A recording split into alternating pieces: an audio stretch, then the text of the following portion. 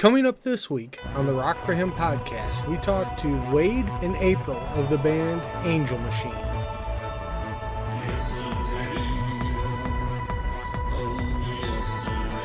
Hi, I'm Apryll Seraph. I'm Wayde Seraph. We are Angel Machine, and if you're gonna rock for him.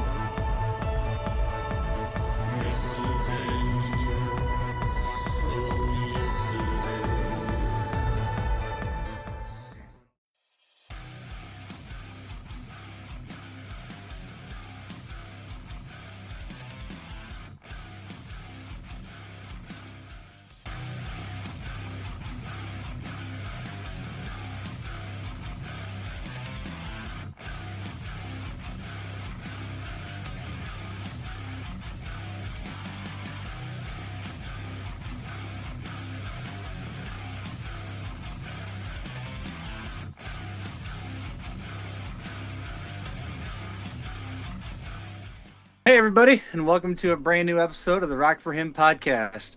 If you don't know who I am, I'm Jeremy, aka the Big Boy, and with me is my co-host, my brother, my ministry partner. This is Jason Sanchez Bukowski. Bro, how's it going? It is going so good. I am so excited for tonight's show. I am too. Our guest tonight is a returning guest. It's been a couple years since we've had him on. This is Wayde and Apryll of Angel Machine. Guys, how's it going? Good. How's it going? Pretty well. Good. Excited to have you guys back on. It's been a minute. Yeah, it's been a while. Glad to be here. Thanks for having us. We are so thankful to have you guys on today. Like, I haven't listened all the way through your new release yet, but what I've heard of it, chef's kiss! It is so it's amazing. Good, so good. Thank you. And you guys are just coming off a killer performance at Kingdom Come Festival. Thank you. Where you guys got to do the main stage. What did that mean to you? What did that mean to you guys? It meant a lot. It's kind of new territory. I mean, I've played on it before with other bands, but our band generally is stuck with the subculture stage. Mainly because, we enjoyed having the lights and the fog. Right. Without the sun, melting us little goths over here. Right. But, I was like, yeah, let's do it. I mean, we got offered, and I was like, why not? We made it work, and I think just the feeling of being up there was enough. I didn't really have to have all the extras that we usually have. I mean, we like to make it a dramatic performance, but I think there was enough energy in the air that day. So, yeah. Oh yeah, you guys, it sounded amazing. That's good, because it is a free show, and if it doesn't sound good, right. But it went well. A little breezy, but it was good. So I think the last time we had you guys on, you had made the announcement that you were going to have your first child. So are we continuing the trend here? I mean, is that... they just had another one. I don't know. I just wanted to see the sheer look of panic on both their faces. Wayde's he wasn't even going to crack a smile. He's like... Yeah. Well, I can say with 100% certainty that we are not continuing that trend right now. Yeah. No, actually, I was going to say we are. We're competing with the Pentecostals, because usually the Pentecostals have a bunch of children, or like the Mormons, or the Mormons. But we're Baptists, so we're going to have 12 children, and they're all going to be male, all of them. Yes. Yes. Listen. I go to a Baptist church, and we have a couple of families that have 8 kids in there. I'm like, yeah, seriously, I want the whole row. Yeah, they walk in and they just take up a whole row, and I'm like, yeah, somebody comes over, they're like, oh, I want to sit by you. And it's like, no, you can't. This whole row's taken, 12 children. So. Yeah, I mean, they not only run the worship team, but they run the soundboard, the video. Yeah, exactly. Well, yeah, and it's like... And they've got a few spares sitting out in the congregation, so yeah. Well, it's really hard to keep a band together. So our plan is just to have a bunch of children, and the band will eventually get bigger. Right now, it's still small. It's us and John. Peter's on his way up, and he'll take the second keys. But we're working our way up towards the guitars. So maybe in 10 years, we'll get there. So you're basically going to be like End of I. You're just going to keep adding your children into the band. Yeah. Nice. I like it. We'll have our own church, our own band. It's a plan. World domination. Well, and having a lot of kids, if you're a preacher, also works great, because if you offend everybody and everybody leaves, at least your kids and your wife are just forced to stay and listen. Ain't going anywhere. They can't leave. I love that April's just playing into our shenanigans. She's like, all right, I'm just going with it. This is everyday life for me. So, I mean, I live with him every day, so I'm used to this. A little bit of ADHD, a little bit of tripolar, craziness. Love it. She married me, so till death do us part. Right? So let's talk about, we just talked about KCF and you guys being on the main stage. One of these days I gotta get down there because I do want to see you guys live. Like, this drives me insane that every year something happens and I have not made it yet. You got one more chance and then we're quitting. No. No. Gotta do it next year, Jason. Audio feed. Audio feed. Come to Audio Feed. We're playing Audio Feed July 4th. This weekend. To celebrate America. Just make it happen. Just make it happen. That's Where's that's that the at? other festival. Urbana, Ohio. It's in Illinois. It's in Urbana. Illinois. Champaign. It's in Alaska. Hey, Illinois. It's in Alaska. If I show up in Alaska and you That's guys where are I out want to there- be. That's where I want to be, is Alaska. But I'll get there. We'll get there. You're gonna make this show take 3 hours with all your rabbit trails. We're here for it. All your rabbit trails. We're here for it. Listen, people tune in for this. They don't tune in for the average, questions like, tell me on this part of the song how you broke down this verse. Yeah. They're here for the They goofy. do. They don't. I've learned that. They don't. It's not about the music. You can't just tell people, hey, I do music, check this out. It's not enough. No. You've got to drive people insane. And that's something we used to do in the past. I used to drive people crazy online. I used to post all kinds of crazy stuff. I just say whatever I wanted, and it was insane, and we'd see all these people would argue with us. They're like, oh, you're disgusting. Oh, I can't stand you. Blah, blah, blah. They'd be offended and all that. But then we had all these people that were want to be our friends too. And it was our album sales just shot through the roof. So it's I just think I need to go back to, the original marketing plan worked.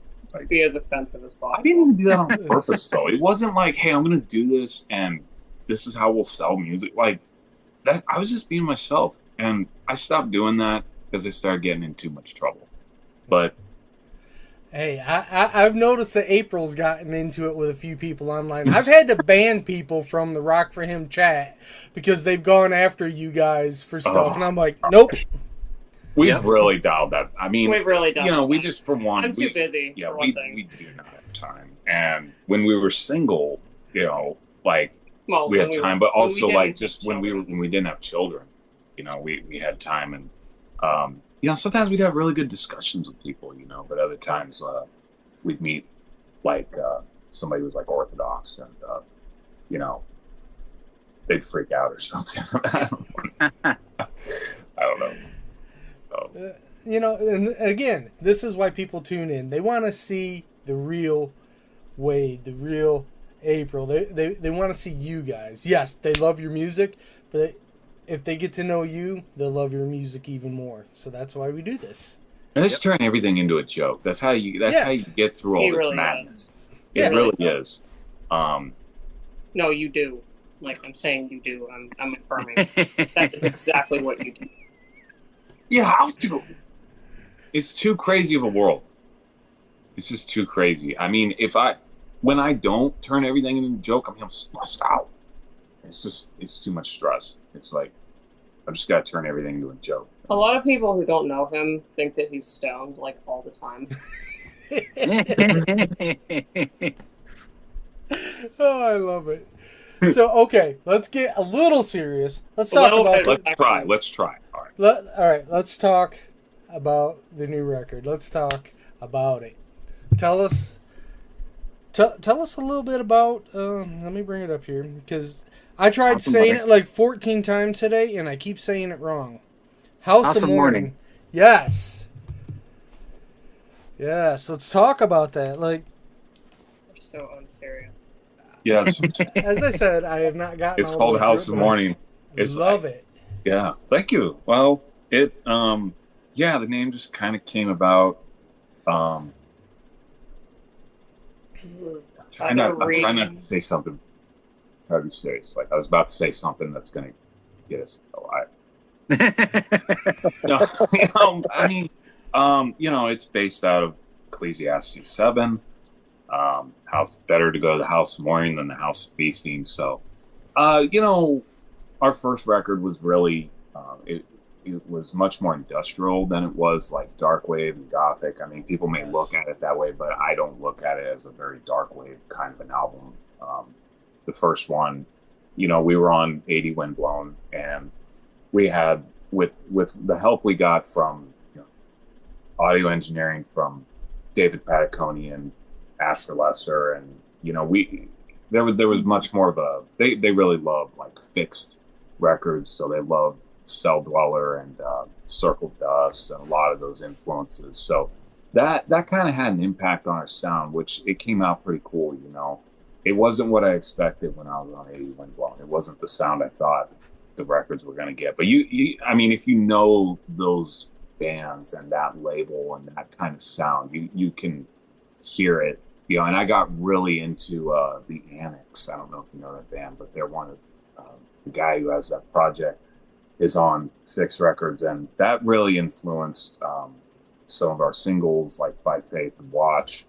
And yeah, it just ended up more industrial, and there were times where I wanted to make something moody, but then it was like, oh man, I gotta make something like more aggressive. I just gotta like make something that sounds like my walls have holes in them. So I made Like a Disease and Repent and some of those heavy ones, and that's how I was like, man, Angel Machine, I really wanted it to be like this dark wave, kind of romantic, ominous, depressing kind of sound, with like a glimmer of hope in it, obviously, like from a biblical standpoint. And so I really pushed for House of Mourning to have that. And House of Mourning is much more the sound I've always been looking for with Angel Machine. So went totally dark wave, kind of took all the industrial out of it, and it's not as aggressive. I think there's like one song I could say has is more of a banger, which was Goodbye. I don't know if you've heard Goodbye yet, but that one needed to be like the banger on the album. But I just really wanted to be as minimal as possible, dark wave, keys, and April's voice, we approached it a lot different than the first album. So, the first album was quite an experiment, too. We were trying to find our sound. So I think there was quite a variety on the first record. But this one, I didn't really want a variety in the sound, In fact, I didn't want a variety so much that it kind of started to sound a little bit bleak. And I was like, okay, all right, we need some songs that are just a little more exciting. Like, so, Well, I remember a conversation you and I had, right after you had sent us, I think it was Sea of Glass. I was telling you, like, bro, you are leaning heavy into your typo negative voice. Like, yeah. And you're like, oh, just wait until you see what's coming. Like, and I told you, I'm a typo negative fan. Fanboy, seen them so many times. Yeah. So, House of Mourning, this is your guys' best release. Like, and I know you're a typo negative fan too, so Peter's looking down on you, smiling right now. He's like, the torch is yours. Let me show you and everybody something. Speaking of type of negatives. Okay, hold on. How do you flip it? Is there a way to flip it? Oh, is that? There it is. Okay. Yeah. Oh, Typo negative. yes. Oh, you have carnivore in there? Yeah. All of them. I have just about all. There's some. Well, there's like a new version of Bloody Kisses. It's like a double disc, but I've got a couple versions of Bloody Kisses there, and a couple versions of each album. Really, Yep. I've got 2 versions of Life Is Killing Me. You know, Typo has been a very big musical influence for me. Bit of a humor influence also. And a humorous one. And even Carnivore, Carnivore actually is probably my biggest influence for Wayde 31. Yeah. Because I just wanted to make something that was like really aggressive and just in your face. And that's when I hear Carnivore, there's just no hold barred on them songs. So I'll be right back. April will be back. Kiddos. But I really never I didn't feel like the first record I was able to really lean into my Typo influences enough. I didn't think of it. Honestly, with Angel Machine, I lean much more into my Sisters of Mercy influence. I can hear that. That easily spills into Angel Machine. Typo was kind of like, okay, if I was gonna have Typo influences on this record, I knew the drums had to be reworked a little, so I kind of did a little bit of drums in there that worked in that direction, and then I just stuck with baritone because I don't think I sound good when I sing high. I wish I had before, but I tried. The first record I tried some things, and I just kind of stick to the lows. So. So was that your thought process going into it, as you wanted this somewhat darker feel to it? Well, we wanted to also, branch out more into the gothic dark wave scene around here and Chicago and the region. So, I felt like people would connect with it better. And we could play more local shows. But I think for me, it was a bucket list thing in a way because I grew up in Colorado, and I used to go to what was known as the Colorado Dark Arts Festival. And they had like all these like goth industrial bands that would play every year, and they'd have like jewelry on sale. It was a big event in Denver, and and then they'd have like this compilation CD, and it really like just promoted like a great scene, and like you got to hear all these bands, and the bands that were on the compilation I got were a big influence for me. And a lot of people don't know these bands because they're from like the early 2000s and stuff, but I knew some of these musicians, and I really wanted this album to tap more into that sound that I kind of came from. So, there was a lot of influence in the album for sure. What you got, Jeremy? I've been doing all the talking. So not only did you guys put out that album, but you're also, talking about compilation albums. You did the Midwestern Gothic. Yes, this one. Yeah. What's up now? Is that all Christian groups, or is that all? No, it's not. This is more. It's just regional groups. It's not involved with KCF or anything. And well, I didn't think it was involved with others involved with KCF. I just didn't know if they were like all Christians or if it was like a mix of both. Or there is a group. There is a guy on here. He has a project called Access to God. I believe he is. I haven't got to really meet him in person.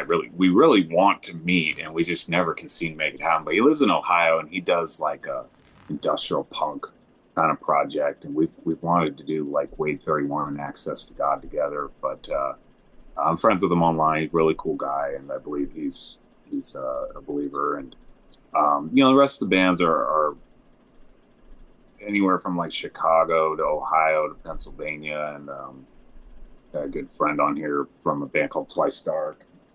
The thing is, like, it's really hard to kind of, well, like the Christian music world just doesn't have a lot of goth industrial. It really it doesn't have a large audience for it. It's really niche. It's really small, and you gotta branch out a little bit if you want more people to hear your music. So, I've worked with a few bands in the scene around, the Midwest Gothic thing, I put that together and booked all the bands and played here in Indianapolis, and it was a blast.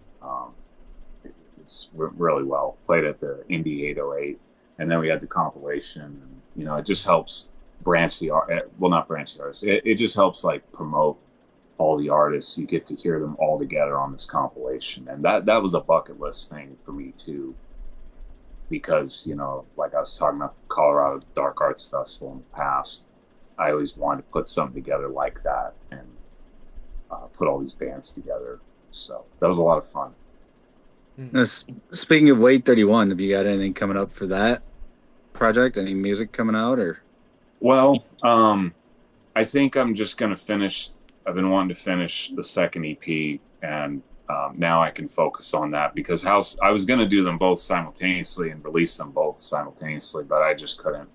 It's just too much work. House of Mourning was a lot of work, and I think after Audio Feed, I'm going to finish getting the last song wrapped up, and then we had our singles, Dominator and Israel of God. They'll be on there. I think we're going to rework them a little, though. I think I've been working with Chris Johnson from Hard Look. Yeah. Ah, nice. He's going to kill me for that. He's going to be like, it is hard work. It is, though. But Hard Look. We're probably going to wrap that EP up and play with Israel of God and Dominator, because they were definitely political for their time a couple of years ago, and the world has shifted drastically since. So we may, play with those a little bit. So hopefully that'll be out. I would hope this fall. It's something I really just want to get done and move on from. So I don't know that I'm going to book shows for it, though. No? I don't think so. It's not looking like it. I love how wildly different Wayde 31 and Angel Machine are. Like, just the contrast to the music is phenomenal. Well, honestly, it makes me laugh, because I'll be listening to you guys, and then it'll switch over to Wayde 31, and my daughter's like, "What are you listening to? You were just..." I'm like, "Oh, it's the same guy." What? Yeah. Wayde 31 is how he scratches his industrial itch. So, like, on the first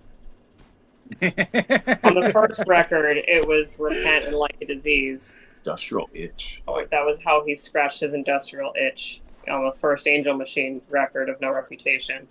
But after that, he's like, I don't really want Angel Machine to sound like that anymore. So he revived Wayde 31 from when he had done it back in California when he lived out there. Brought it back from the dumpster.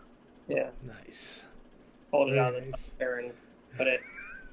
Pulled it out on a slightly nicer trash can. The dumpster fire. Now it's you a put dumpster it. fire. No, you put it on a slightly nicer trash can that you feed on the cameras. So. Yes, and I'm really trying to get the Wayde 31, the new EP, to just sound crazier than the first. Like, just much more sporadic in the sound. Accomplishing it for sure. I think I am. You for sure. I don't think I'll ever feel like I am, but maybe I am. If that makes sense. That makes sense. Makes perfect sense, but can it get crazier? Oh yeah. Oh, I mean, oh, just wait. well, the thing is, yeah, I guess the thing for me, it. I think what I'm gonna try to do as I wrap this up is I'm just gonna try to make the songs a little bit more offbeat because, you know, real industrial music is chaotic.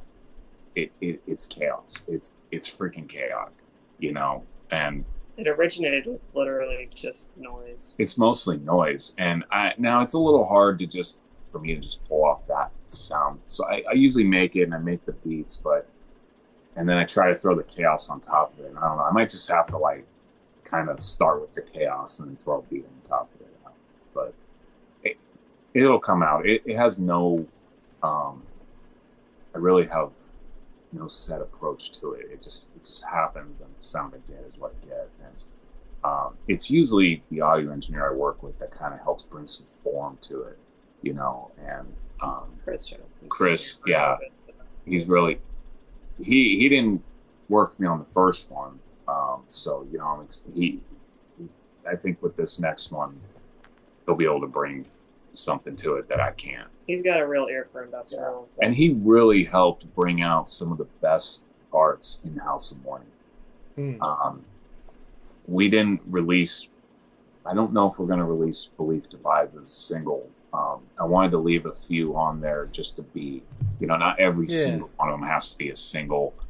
We released 3, but Belief Divides is on the record. And man, he added this part that at first I wasn't that into it, but it's about after the first chorus and it's the part leading up to the second verse. He threw in this drum thing and I just love it now.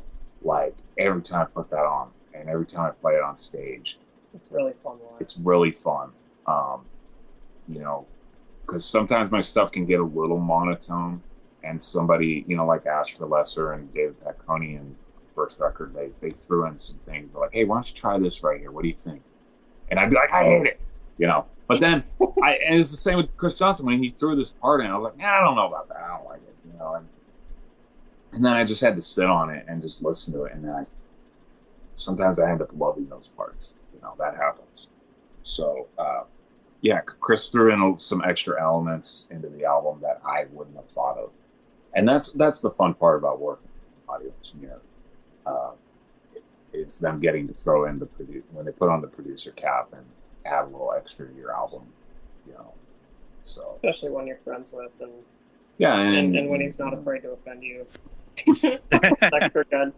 Yeah. Chris has been a great help. You know, we were working with we were actually going to work with KL from Bridge Shadows on. He was going to produce an audio engineer House of Mourning. That was the original plan. But you know, he just wasn't able to do it, and he's just got a lot going on. He's got his own project, and I love the guy, and you know, we hope we can work together someday. But it just wasn't the right time, so you know, it's okay. It happens, and I did not expect to work with Chris Johnson on House of Mourning. I didn't think that was how. I thought it was like I'm gonna do Wayde 31 with him. You know, that's it. And then I wanted somebody else for House of Mourning, but then it was just kind of like, okay, well, and it's turned out well. So. So, Apryl, what was your mindset going into House of Mourning? Like, what did you have to change when it comes to what you do to get the sound the way you wanted it? Complete honesty, I had no thoughts. You just followed the feral raccoon over there and just let him work. So my contribution, my primary contribution to the music getting done is I take care of everything else. So I take care of the kids and the house and all that, so that he doesn't have to worry about all that and he can work on the music. I don't have the brain space for it. I don't either. Like, we figure out a time for me to record. No, I mean, I might be selling myself short a little bit. Okay. I helped some. He'll bounce some ideas off of me. I helped write some of the lyrics for Sea of Glass. Yes, that is right. I She helped in a big write way. the lyrics on Sea of Glass. Yes, she's being modest.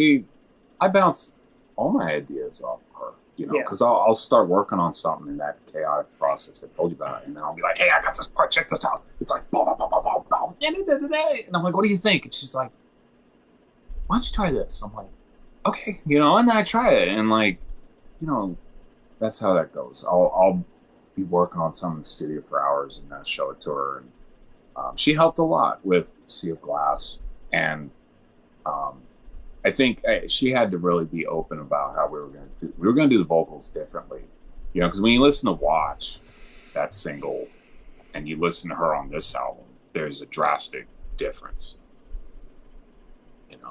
So as far as vocals go, I have a pretty decent range just naturally. I've never had any kind of vocal training or anything, but I've loved singing since I was little. So I've spent most of my life singing, just recreationally. So pretty much I just show up to record and he tells me how he wants it to sound. And I have a particular talent for singing on key. So he tells me how he wants it to sound. I do a take, and he tells me if he wants me to change it. So if he does, I change it, and we go from there. My other contribution to the album really is that he has a tendency to write music and then completely forget what he wrote.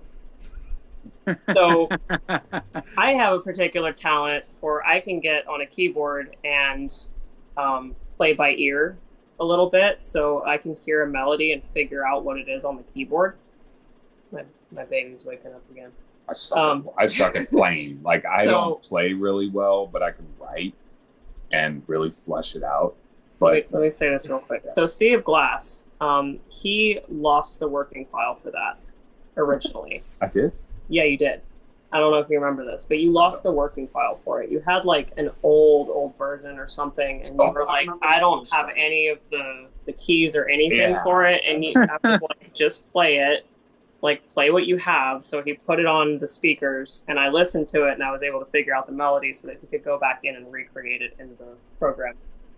So those are my contributions. I got to go take care of the baby real quick. I will be right back again. Go for it. Yeah, we had to. When we did Watch and By Faith, those singles, I wrote like 3 or 4 of them in a row, just separate song pieces. So I wrote By Faith, chunk of Watch, and a chunk of Sea of Glass, and a chunk of like another one, and I think it was Under Winter Stars maybe. But honestly, Sea of Glass, By Faith, and Watch, they were all going to be part of the second record. But that was back in like 2021, 22. And then Of No Reputation came out, and I felt like By Faith and Watch weren't really going to land well on Of No Reputation. So they were going to be set for the next album. But then by the time we got to really working on the second album in early 2024, what I wanted for another album had drastically changed, and I didn't want it to sound like By Faith and Watch. So now those 2 singles are kind of just floating out there digitally, and I don't really know what to do with them. I want to put them on a CD, but I just don't know.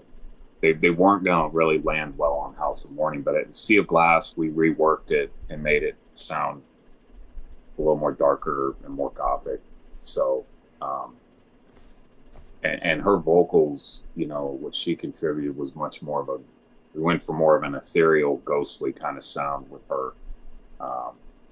So whereas like her vocals were much more up front, and we wanted to kind of back off of that a little bit. I didn't want everything to be so up front in the vocals as the first release was. I kind of like the vocals to be, you want to hear them, but I want all the other things to be heard.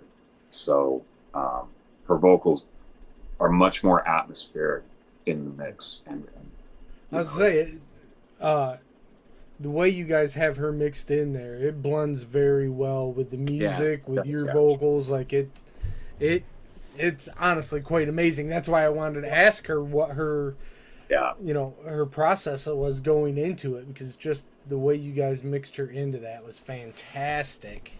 Well, I mean, her shining moment for sure on the record is Black Haired Valentine, because she takes the lead, and we wanted to do that live, and that was also part of the vision of Angel Machine, was something where we could switch, and she would take, the lead vocals, and I would go over to play the keys, and we'd switch off on some songs, and it just took a while to work. It is hard to do it with having children, I have much more time to work on it than she does, because she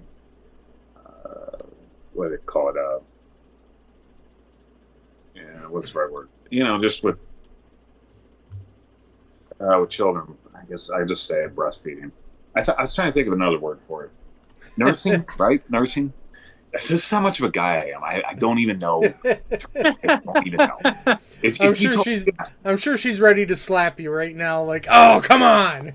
Well, she's gone. So, I mean, but like, if she told me, "Hey, get the boppy," I'm like, "What the hell's that?" Like, get the. I don't know what is. Name off something like. No, I don't even know what I don't know. Okay, did you notice her face when she walked in? She was like, "Oh, what are we talking about?" Right. As soon as I walked in and heard him say, "What the hell's a boppy?" I was like, "That's the pillow. That's the donut-shaped pillow. The donut-shaped nursing pillow." So why do they call it a donut pillow? Like, because the brand name is Boppy. So that's even worse. Okay, that's the brand name. But it's so much just snappier to be like, give me the boppy, rather than being like, give me the donut-shaped nursing pillow. It's all wrong. Okay, like you get a Van Heusen shirt. Okay, a dress shirt. You say, hand me the blue dress shirt. You don't say, hand me the blue Van Heusen. But most people don't know dress shirt brands. Well, most people, guys, don't know boppies. Fathers do. Most dads do. Well, I'm not most dads. You know it now. I know now. I mean, that's you'll forget by the time we have another child. But. Well, we're going to have like 20 more. Jeremy, this is why we have them on. Right? Yeah.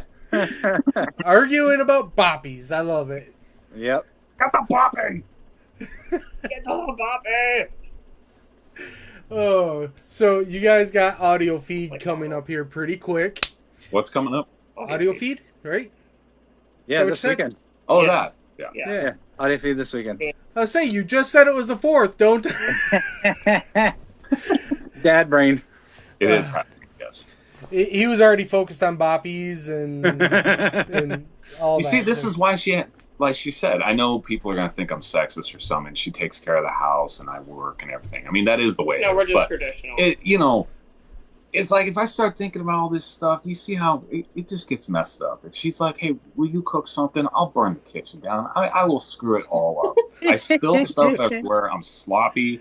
It's like, hey, put some broccoli in this pan. And I do it and the broccoli goes all over the floor. And then the kids are eating it. Frozen vegetables. And it's just better if I just don't, don't. It's like I'll just work. I just work and I work on the music, and I bring the comedy into all this, because my wife is not.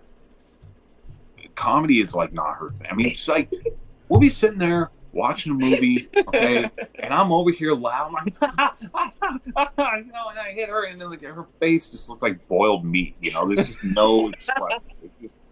She's just like, I'm like, do you have a sense of humor in there? Because it's freaking hilarious. I am I'm a lot brighter than I was when we first got married. Okay. When we first met, I was way bleaker than I am. All right, but the light's at the end of the tunnel now. Because there wasn't. You can put it that way. I can put it that way.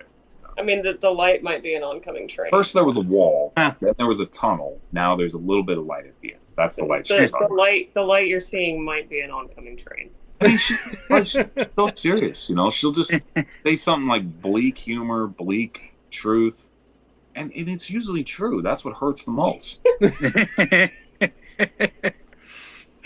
The funny thing is, when we were on 80 Windblown, it was like all of us are into industrial, dark wave, goth, all this stuff. We all have this background in music. I mean, when we got KL on the label, it was like, wow, we have this like industrial rock Christian artist, like with all this history from Wedding Party. We have Asher Lester from, On Scent. We have these guys from this background. And then my wife comes on the label, and she was gother than all of us. I mean, we have a meet. She has no background in music. I didn't even know what goth really was, to be honest, until I met him. So. Well, but she's like goth in her personality. She'll just say something, and it's like, man, that ball just dropped. That like Wednesday megaphone. Addams. Yeah, Wednesday Addams. Like the megaphone or the microphone just dropped and hit the floor, and it was silent. Like that's how she is. I mean, and I married her. What does that say about me? I mean, I love her, though. I love it. You are the proud winner. Yeah. But, like, in that, I became the extrovert. I was not this... I don't know if I was as extroverted until I met her. Like, I have to be, because if I'm not, it's too bleak, It's way too bleak. It's like somebody has to be the humor in this thing, this journey, marriage, everything. I make that more effective. Right, cook. Listen, I think she's pretty funny because I'm sitting here watching her facial expressions as you're talking. I'm like, she's hilarious. The mute button on my face doesn't always work. Yeah. Sometimes I'm totally silent, but my face is speaking thousands of words. Right. Yeah. Listen, we have a famous saying in our house, mostly to my wife, fix your face. Yeah. Fix your face. Yep. Yep. My wife says that to me sometimes. I say it a lot to my daughter. Fix your face. What? That's why I just cover mine. If I didn't have all this on, oh my god. Sometimes I have to apologize ahead of time for the things that my face might say when my mouth isn't. Right. Yeah. So I had a point I was getting to, and I don't even remember what it is now. This is what I do. I'm so sorry for It's my like, what's the husband. point? There is no point. No. I'm so sorry for my husband. That's the message of this. There's no point. Why are we here? I don't know. No, I was talking about audio feed. Audio feed. Yes, and you guys are playing. Do you guys have any plans of playing past that? What do you guys got coming up? Anything? No. No. No. No. You're just gonna. All right, I'll be the bleak one now. No.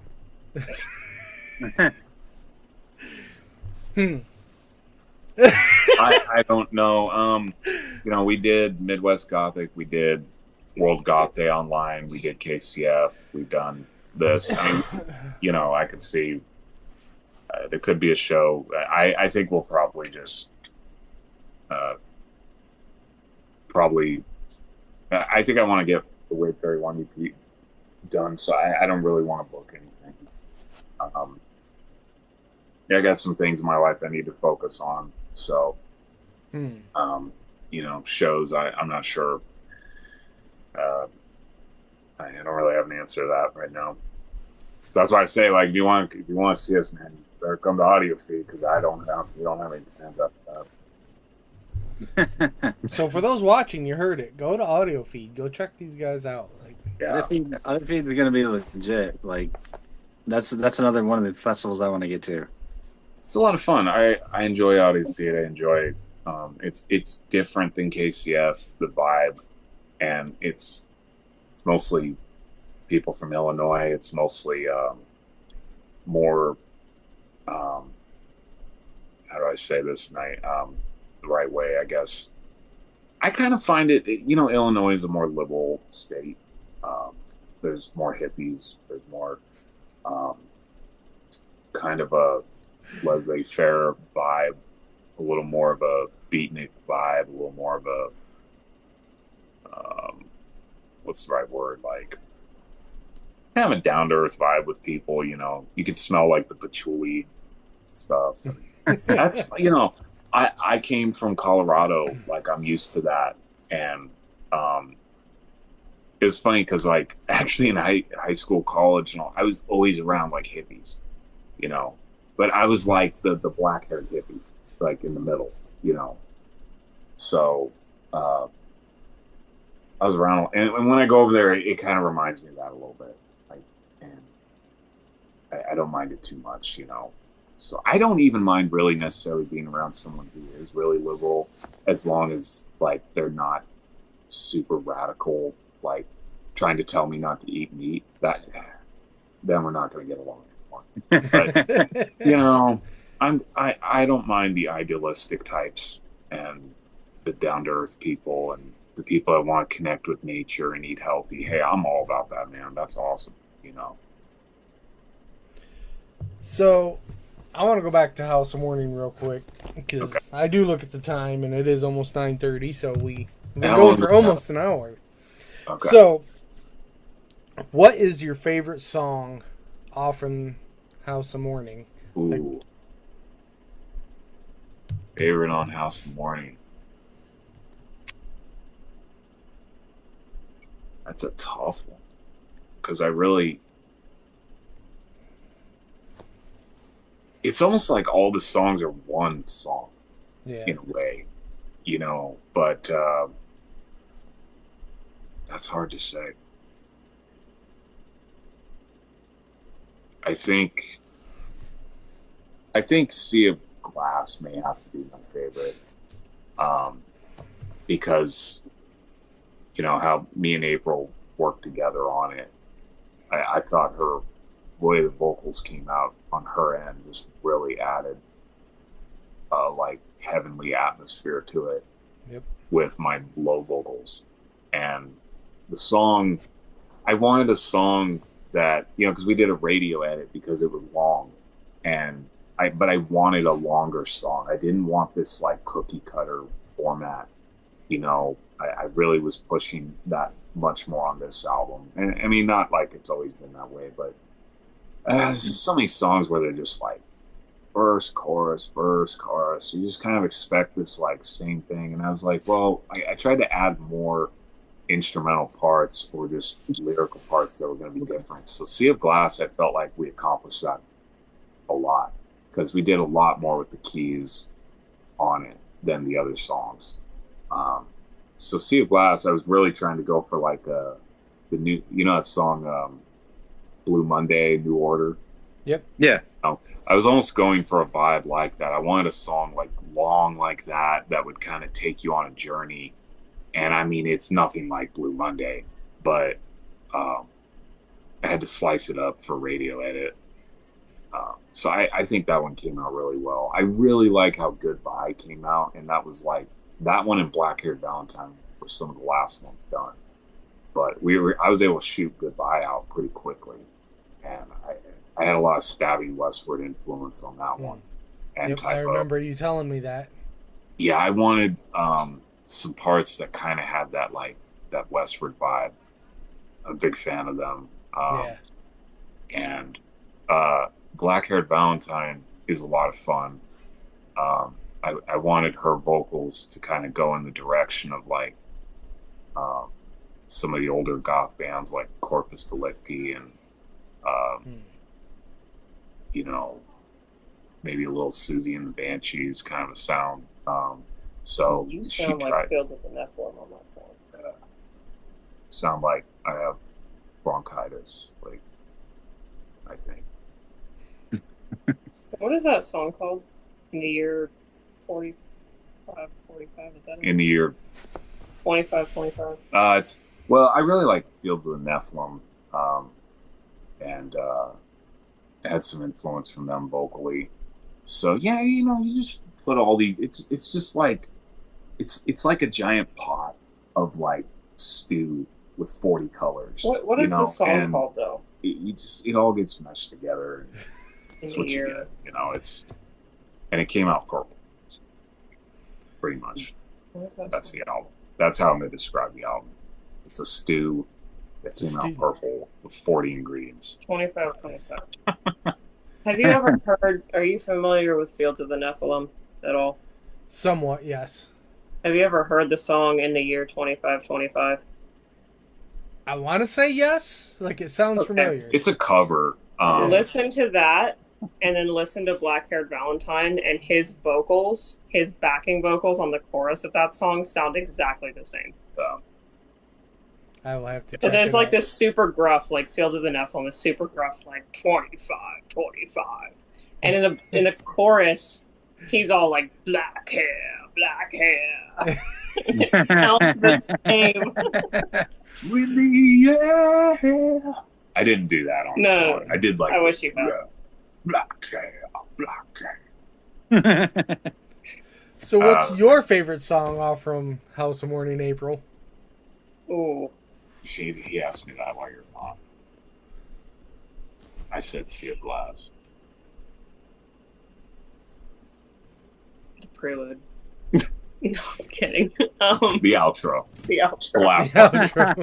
The end. I like the end. When it's over. That's what Kale would say. He'd be like, I like the outro. I like when it's over. I like when it's over. I don't know. Most people say the outro to our show is their favorite too. They're like, yes, they're done. I'd really like to perform the outro on the album as an intro at a live show. Yes. That But be it would awesome. be like a 3-4 minute intro. That's the only thing. It would be almost like how Metallica, if they were to start with Call of Cthulhu, you know, it'd be like a long intro and then bam, they break into like, you know, Master of Puppets. Like that's how it would have to go with us. We'd play like that outro first, and then I don't know if there's one that I would say is my absolute favorite, but I will say that Goodbye gets stuck in my head the most often. Goodbye's a great between song. Goodbye and Black Haired Valentine are the two that get stuck in my head the most. Speaking of Goodbye, someone still has to send that to us so I can get it on the radio. I don't know who has to send it to me, but I keep forgetting. yeah, I'll get on Peter right away. Wow. Yeah, it's his fault. I'm really bad at that now. If I don't get it to you, I just want to pick it up because I suck at emails now. Like I used to do all that radio stuff, and I just got too many other things going on. I've had a hard time getting it out to radio, I admit. So, but yeah. So you can say goodbye to that. See, she's got the jokes. She's got jokes. See how bleak it was? And like you have to laugh because it's so bleak. If you don't laugh, it's just like the silence is like death. Okay. That's what happens. I was raised in a household filled with very dry, sarcastic humor. So most of the time, my jokes are very sarcastic and dry. And it's kind of those jokes that, like, you're not 100% sure that it's a joke. Those are the best ones. I mean, I think so. Yeah. Wade's face says otherwise. Yeah.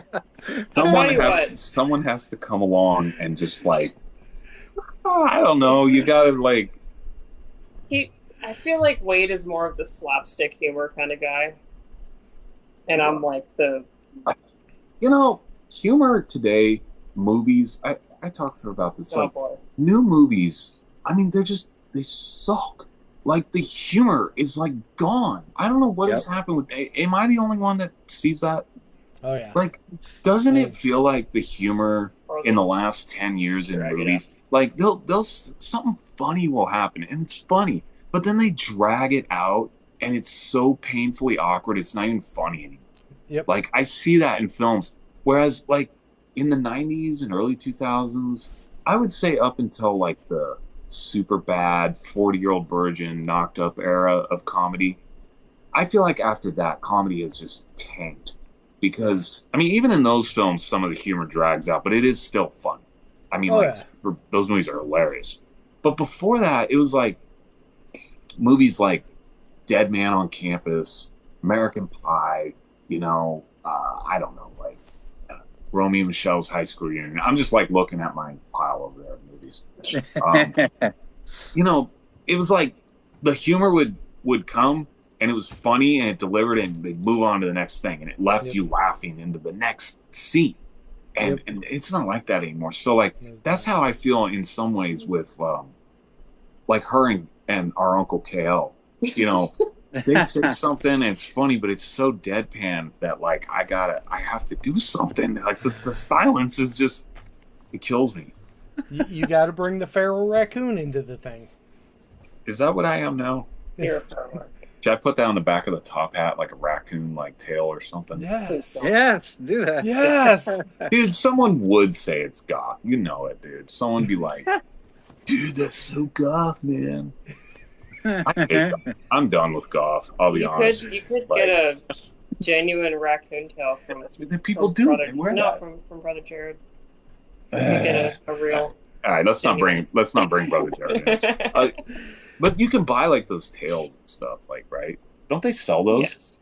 It's I'm sure they do. normally associated with more like kind of redneck sort of. It is? Yeah. Yes. Yes. I don't know about the podunk goths, man. I mean, it's a thing. Like you meet like the ones that they're like the country goths. I'm like, it just doesn't make sense. I hate goth now. Like honestly, I could go on He's about come that. full circle and Come turned full into circle. Andrew Eldritch. I'm really I sympathize with Andrew Eldritch from Sisters of Mercy. Like he hit a point. I don't know if he ever wanted his band to be called goth or dark wave. I, on the other hand, I mean, I've gone with that label, but I also hate it, you know. And we really are our own thing, you know. Yeah. Our music lands in those categories for people that like that music, but like, I mean, the goth world is just like there's a lot of politics in that world. It's a bit messy, and I'm on my own bird, man. Like, you know, I'll get people that want to like put me under the microscope. They're like, "Well, did you vote for Trump? We got to know that before you walk into this place. You know, you can't be around. You can't be in our space." And I'm like, I didn't vote for Trump. I know I look conservative, but it doesn't. Like, I did not vote for Trump. I'm not. You are conservative. I'm not a Republican now. Like, I'm not. You know, but I'm not a communist either. Like, and I think I'm turning into a hippie. Like, I'm going back to my Colorado roots. You know, I'm going back to the mountain way. But I'm on my own bird. You know, like, I just don't share my beliefs with a lot of other artists. I did. Well, do I need to go get it? No, don't show that. No, probably not. Speaking of don't show that, hey, how can we be praying for you? But yeah, I don't know if our next record will be dark wave at all. If there's another record, I think I'm just gonna make something that sounds like the Beatles or Neil Young or Four Seasons. Iron Butterfly. No, never. Why did you have to say?